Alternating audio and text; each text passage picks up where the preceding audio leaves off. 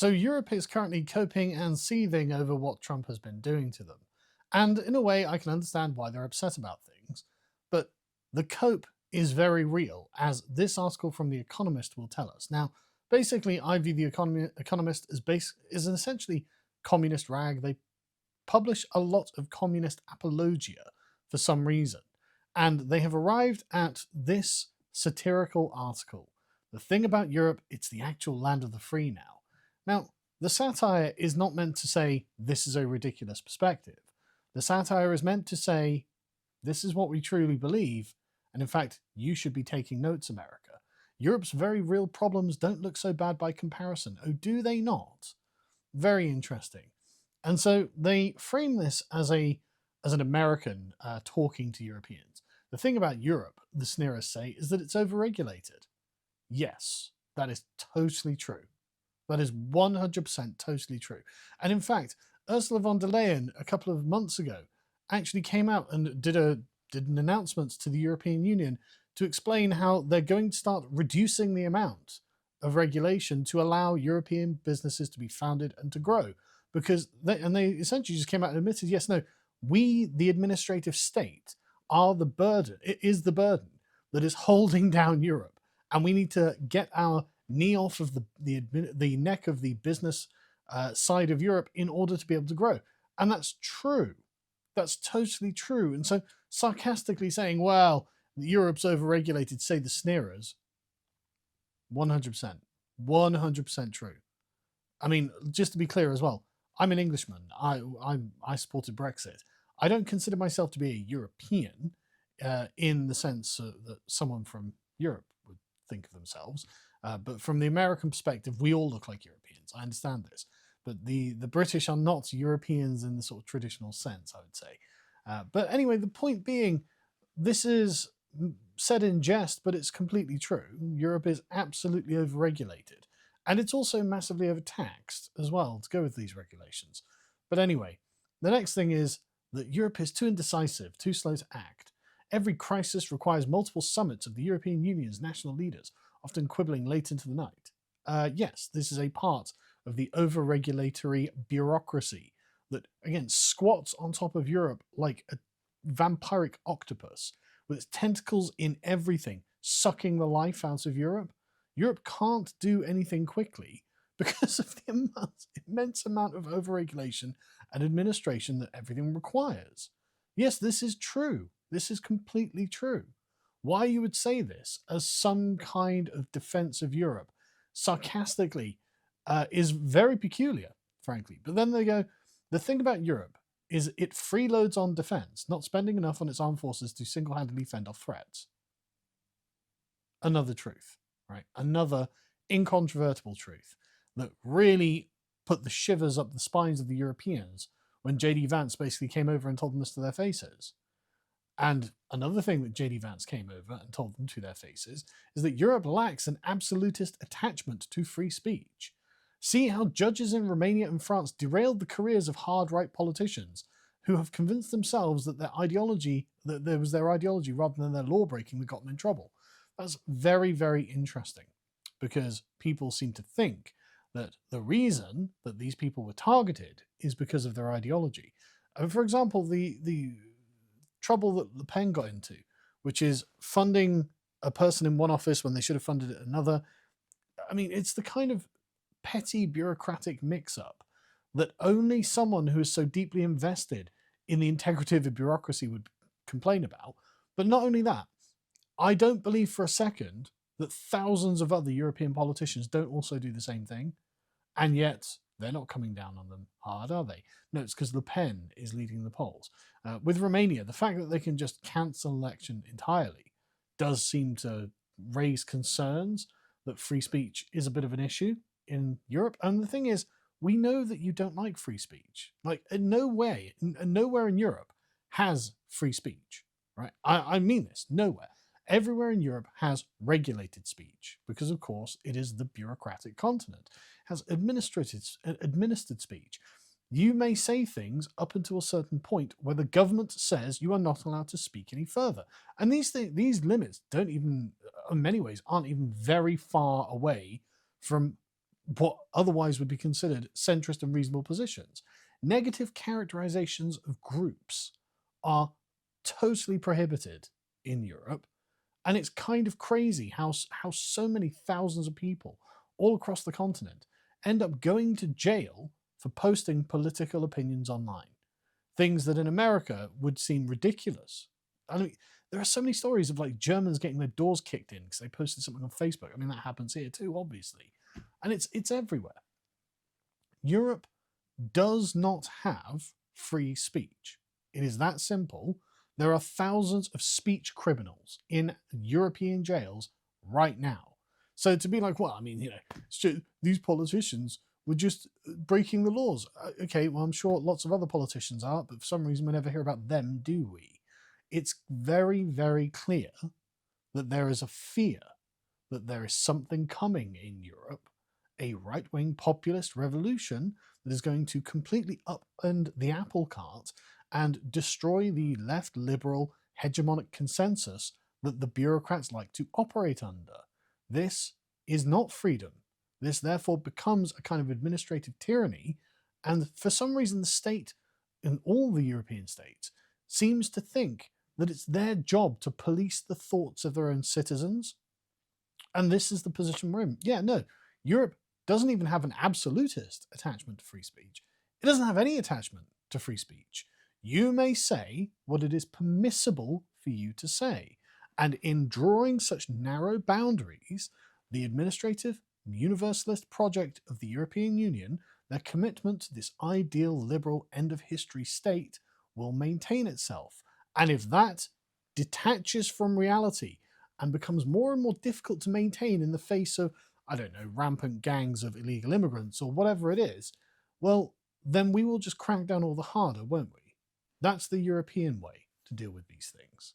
So the next one, well, the thing about Europe is that it's facing a demographic crisis. Yeah, that's so obviously true. That's so obviously, look at Italy, look at Spain, look at Portugal, look at Greece, look at, for some reason, the south of Italy's demographics are the south of Europe's demographics are falling off a complete cliff, right? It is wild that you think this could be in some way used to sneer. Well, they just think that we have demographic issues. No, you absolutely do have demographic issues. And this is a massive problem with a very, very aged population. And in the south of Europe, the population is quite long-lived anyway. So you better think about it, because in 20 or 30 years' time, when the population of Italy literally halves, what's going to happen when it comes to pensions? What's going to happen when it comes to benefits, let alone state defense or state tax revenues generally? Like any of the things that you think belong to the post-World War 20th century consensus on what the state ought to provide will become very, very difficult to provide if there aren't simply the people available to provide them. This is a completely salient critique, and they are just sarcastically brushing it away as something just a thuggish, ignorant American would say. No, these are real problems that Europe really has to face up to. The next thing, the thing about Europe is its economy is permanently stuck in the doldrums, a global cautionary tale. Yes, high tax, high regulation, high wealth redistribution makes Europe a basket case, and has been for decades now. It's genuinely unimpressive in every respect. And so hard to understand why you would try and use European economy as a selling point for Europe in this. But anyway, they say, huddled masses. Have you considered Europe? Yeah, they have. And they were let in by European leaders. So Europe is overrun with millions and millions of illegal aliens that have just been allowed into the country, regardless. And that's not to consider the legal ones. Millions of legal migrants who have been let into Europe who are helping weigh it down economically, socially, and demographically. This doesn't replace Europeans, does it? It just brings new people in who have different ways of life and different ways of thinking about things and changes it into something else.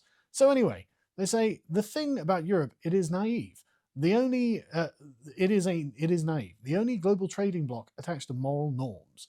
It insists on complying with the edicts of the World Trade Organization, say, or doing its own part to cut carbon emissions. So you can see how now they're saying, okay, listen, we might have all these problems, right? We might have all these problems, but at least we're better than you. It's like, oh, well, big deal. Saying that we're better than you, well, according to who? According to what standard? According to a long-lived civilization of prosperity? Not really. But according to some abstract liberal norms. We comply with the edicts of the World Trade Organization. I don't care. I don't care. We're doing our part to cut down carbon emissions. Okay, speak to China. Speak to India. Are they? No. It is not a place that demands allies come crawling to it, begging for favors on tariffs. Okay, great, but you're still a dying continent. Now what? It's still not a good place to be. The thing about Europe is it is like an open-air museum, yesterday's continent. Is its model even sustainable? Absolutely not. This is why you're freaking out when the Americans are like, look, we're not going to protect Europe from Russia. How about that? And that's it. Like everyone is suddenly running around like their hair is on fire. A good question, one that presupposes the European model is worth defending. That's true. But the point being is that the Europeans are living in luxury that other people have secured, that is underwritten by the power of other people, and complaining that you're not being treated like a favored, pampered pet is really a bit of the problem, right? This level of entitlement, the people living in Europe now didn't bring this state of affairs into being. They merely inherited it. And so they think they are entitled to it. And when someone comes along and says, hey man, you're going to have to pull your weight, they react like spoiled children. How can you suggest I need to pull my own weight? How dare you, sir? They say it's a place blessed with walkable cities. It's not blessed. It's not blessed. This stuff didn't just fall from heaven, right? Blessed with walkable cities, long life expectancies, and vaccinated kids who do not need to be trained to dodge school shooters. Bro, how many children have been stabbed to death in the past decade, right? Come on, right? Charlemagne's realm is a place of many flaws, lots of them enduring, but in its own plodding way, Europeans have created a place where they are guaranteed rights to what others yearn for: life, liberty, and the pursuit of happiness. Yeah, assuming that some boat migrant doesn't stab you, right? Assuming you don't say something, the government's like, no, actually, that's a political opinion that's completely verboten, and the pursuit of happiness is something nobody can take away from you anyway, because that's literally what you're doing. So this is not in any way a persuasive, sarcastic argument for why Europe is better than America. Actually, the Americans, whether you like it or not, they do still have their constitutional rights.